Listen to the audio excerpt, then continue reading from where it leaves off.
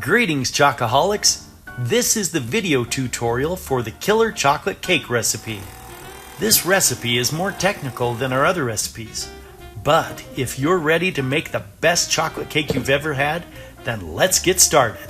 Before we get started, we need to gather all our equipment. For this recipe, we will need one large bowl, one small bowl, a sauce pot, a measuring cup, a fine mesh strainer, a spatula, 2 9-inch round cake pans, a scale, a stand mixer with a wire whip attachment, and 2 sheets of parchment paper. First, we need to cut out some parchment rounds to go in the bottom of our pans. Place a pan on the sheets of parchment, trace a circle, and then cut out the circle just inside the line. Next, lightly spray the inside of your cake pans with some cooking spray. Drop a parchment round into each one, then coat the entire inside of the pan with a dusting of flour, and then set them aside. Preheat your oven according to the recipe. Following the recipe, measure out the water, sugar, and cocoa powder.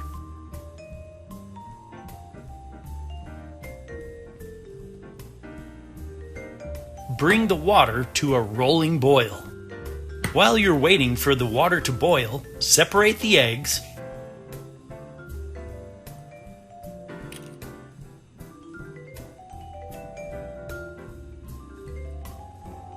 and measure out the oil. Once the water is boiling, immediately pour it into the bowl of your stand mixer. Then, add the sugar and cocoa powder with the mixer on low and mix for 2 minutes. This will melt the sugar into a syrup and saturate the cocoa powder, releasing a more full chocolate flavor. While that's mixing, sift the flour and other dry ingredients into a large bowl.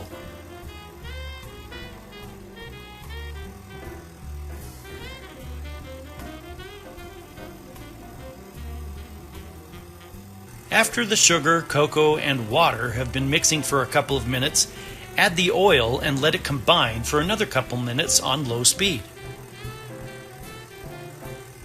Next, slowly add in the egg whites. You're going to want to make sure that the mixture isn't too hot or it will cook the eggs and you'll get egg lumps. This is why the oil goes in before the eggs. Let the mixture combine for another 2 to 3 minutes.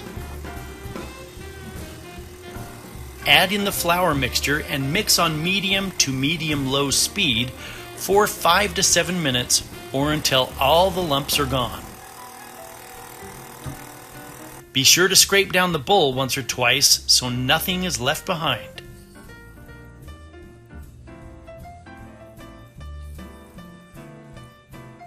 Once everything is smooth and combined, immediately pour the batter into your prepared cake pans, dividing it equally between the two. I suggest using a scale to make sure you get it evenly divided. Yes, the cake batter will look thin and runny. It's supposed to. Place the filled cake pans in the center of your oven and bake.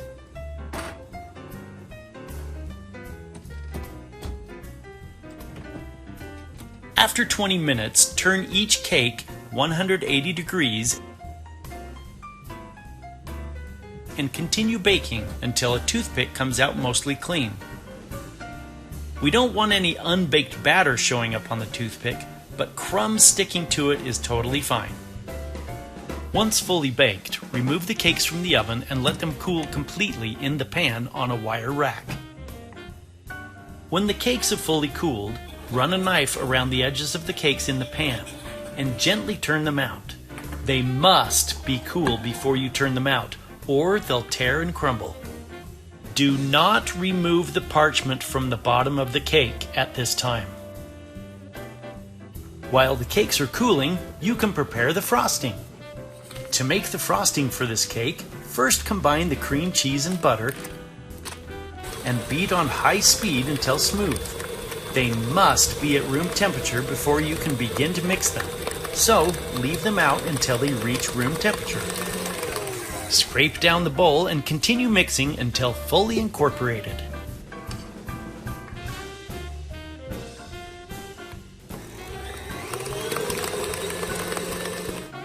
Next, and with the mixer on low speed, slowly add the powdered sugar and mix until just incorporated.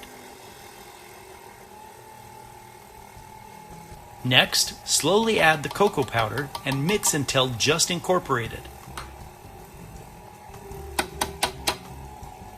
Scrape down the sides of the bowl to make sure everything is combined. Increase the speed to high and beat the mixture for a couple of minutes. Add the vanilla and combine.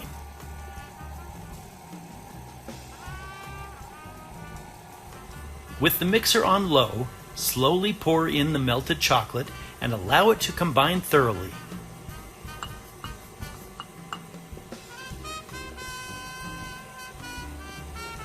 Scrape down the bowl and increase speed to high and beat until fully combined. Add as much powdered sugar as necessary to make soft peaks that hold their shape when inverted. With the frosting done, you are now ready to start assembling and decorating your cake.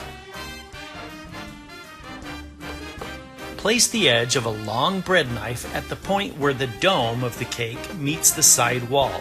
Making sure the knife is level, slowly turn the cake and let the knife naturally start cutting into the cake. You may need to gently saw back and forth, but don't overdo it. Continue turning the cake, allowing the knife to naturally make its way toward the center. Now set the cake top aside to snack on. Next, place the edge of the bread knife in the center of the cake wall and repeat the same cutting movements you did when cutting the cake top off. Keep the knife level, or you'll end up with a lopsided cake or one with a peak or valley. When the cake layer is cut, set the entire cake aside. Repeat the same procedure with the second cake. Now with the cakes cut, place the bottom of one cake on the cake turntable and add a layer of frosting. You can pipe it as shown or use an offset spatula to spread some on. Additional fillings like cherries or nuts or whatever you like can be added at this time. Just remember they are totally optional. That's why they're not included in the recipe. Place the second layer of cake on and repeat the process with the frosting.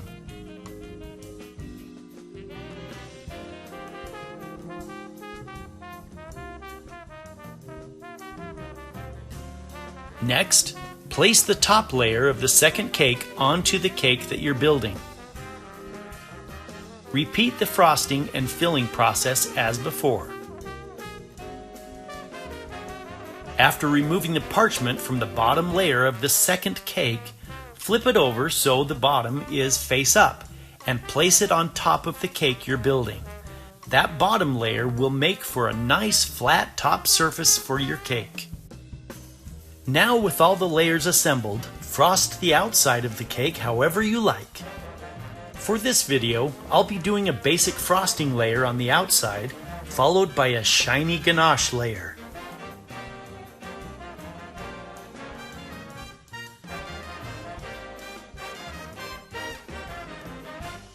After letting it set in the refrigerator for an hour, I'll remove it and transfer it to a wire rack set in a sheet pan. Next, I'll apply a dark chocolate ganache over the entire cake, being careful not to apply it while the ganache is hot, so as to avoid melting the frosting layer.